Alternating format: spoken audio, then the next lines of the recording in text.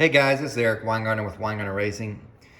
Today is Saturday, which means it's like an update day. What I usually do is tell about future videos that are coming up or answer some comments real quick through this video. These videos are usually between 3 and 5 minutes long, never longer than 10 minutes. So I put out a video on Wednesday and I was actually really surprised by how much response it had. It had 17,000 views, which is really good. I don't really often see that. The only problem is when I had put out the video, I was thinking some of you have taken it a little bit too far. Like I was just trying to see if, and there's more of my own curiosity, if you smooth up a port, do you actually gain flow or just wasting time? Well, all I did was gain flow. But the thing was, a lot of people took it as that means you can gain horsepower. And I said on the video, I wish I had a dyno because I'd like to see if it actually gained power or if it was gained anything besides just airflow. So I wanted to do further testing. So that's what this head is. Now this is a profiler head. It's a 210 head.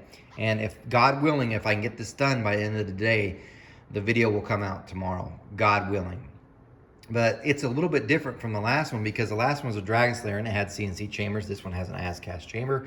And this one has a hand bowl blend, which is a little bit rougher than the CNC bowl blend from the Dragon Slayer.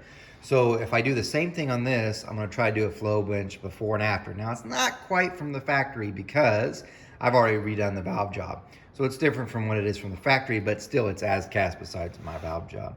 But I want to go a step further because I'm wondering if the chamber had any part of it, because being the CNC chambers with the Dragon Slayers, that was like it's definitely a step up from this. So I'm going to do, 60 grit on the intake and exhaust, then the chamber. But I'm going to go a step further because I've got this mate almost done porting. So this is the mate for that head. Now this head is not just I 60 gritted it up. This one's actually been sized for what the motor it's going on. So it's a bigger port. So this took more time to do, and it's, as you could tell, it's definitely shaped differently. The only thing that hasn't been done is the chamber. So I'm curious to see if that one obviously is going to flow less than this, if smoothing up the chamber makes any difference in flow. Now, I'm only so far dealing with flow, but I don't want you to think I don't think about the actual wet flow, because if you notice where I do the throats, which the light's not on it, you can see it's burred right there where the throat ring is, because that's where I like to put it for wet flow. But anyway, that's a huge another video. But God willing, hopefully tomorrow you'll see this get done where I can flow it before and after with that 60 grit and then this one, and see if the chamber, the stuff itself, made any difference. The catch is I can't even start on that until I finish this intake manifold, because this makes a great video. That's paying me money. So this is for a customer. It's not a good intake manifold, but I still need to get it done. Now, the other thing people commented was, hey man, I got a set of these. And by the way, when you guys LS guys tell me your casting numbers for your heads, I don't have a clue. I grew up with small block Chevys, so I know like 291, 086s and all their numbers, but I don't know your LS numbers. I know a few, but not all of them. So you start telling me casting numbers, I don't know. You need to say LS3, LS6, I gotcha. Cathedral rectangular port, gotcha. So, but anyway, one of the ones that people actually mentioned quite a bit was, hey, which the cast numbers for an LS3 head, do you think it makes a difference on an LS3 head?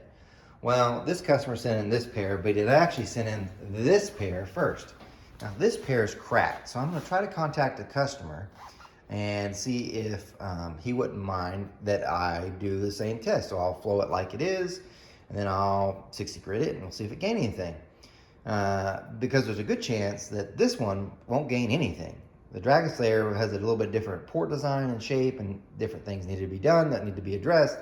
So it might have gained, but this one's already close enough, and you might not have gained anything. But we'll try some testing. Now, several of you are asking about, hey man, when are you going to get back to the track? It's been 100 degrees most of the days. Now, the truck's got an adequate cooling system for drag racing, but the driver, me, is hot. But it wouldn't matter. I can't seem to find time to work on it. After a week, this is as far as I've gotten. I got the lines ran to here, to the Y block, and into the fuel pump, and the return line. No other line. Not wired.